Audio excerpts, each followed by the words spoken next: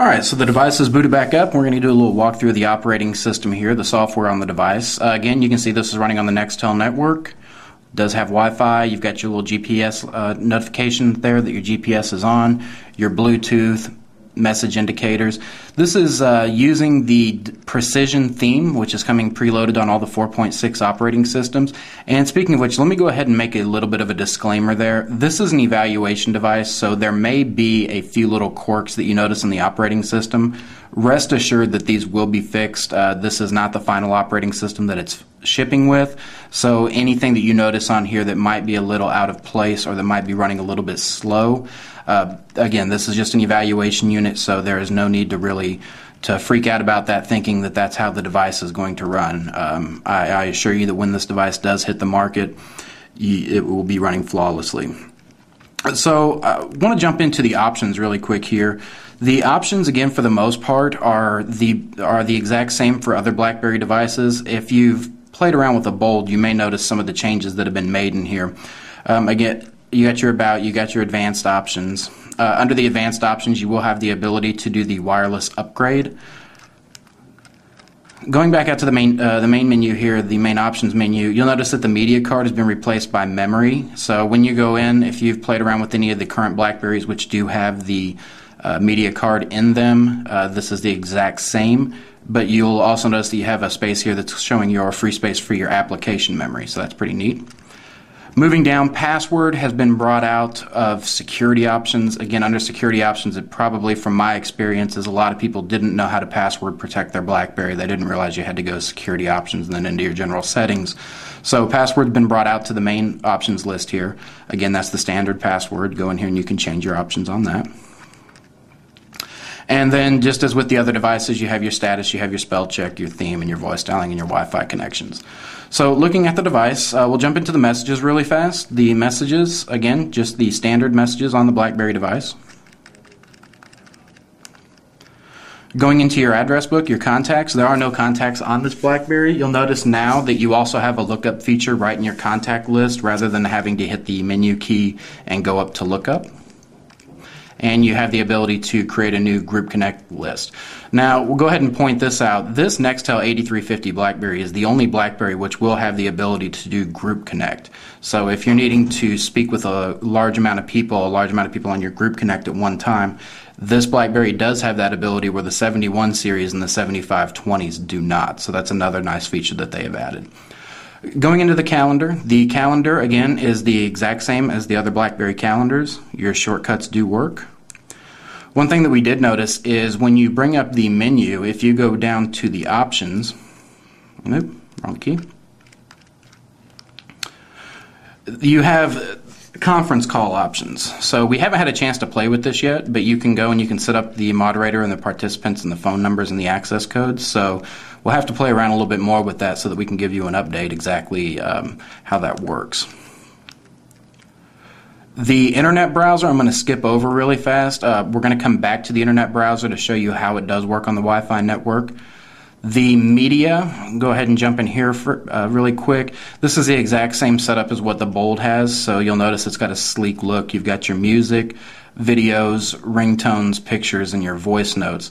Do a little disclaimer here. If you're going to be putting any multimedia on the BlackBerry device, if you're going to be using it as a video camera or you want to view any videos on the BlackBerry or put any music, you are going to have a micro SD card. It does not ship with a micro SD card in the box, so you're going to have to go out and get one of those. And even, I'm going to make the recommendation that even if you're putting pictures on the BlackBerry, you want to go ahead and get a micro SD card as well, and if you're using your camera, and I'll show you why here in just a little bit. And then you have your BlackBerry Maps. Again, this is just the standard BlackBerry Maps. Going to hit the menu key and bring up the rest of the icons here. So we left off at Maps. The clock has had a little bit of a facelift here. When you go into the clock, you'll notice that it's no longer labeled as your alarm clock. You actually have the ability now where it will be a clock display. And I'm going to hit the menu key and go down into the options and show you can do your flip clock. We'll do the LCD digital. Save that. Give you a preview. Analog,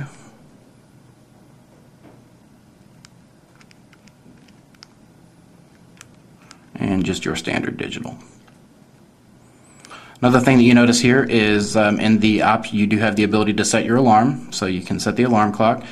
Enter bedside mode. When you enter bedside mode, probably not going to notice it here on camera. However, the screen does dim. That way you can, this clock will display when it's in bedside mode. So this is really good if you want to, especially for your business travelers, if you don't want to rely on the alarm clock or the clock which is in the hotel room that you're in.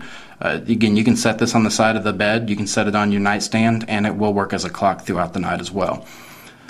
Go ahead and we're going to show you under the options really fast. What you can set up for the bedside mode is you can disable the LED display so that this isn't going to be flashing red every time you get a message throughout the night. You could also have it set to disable the radio if you wish, and by default it's going to dim the screen. And bring up the menu again, you'll notice you do have a stopwatch option. So if you are needing to run the quarter mile or run a mile and you want to know how long it took you to do so, you do have your stopwatch.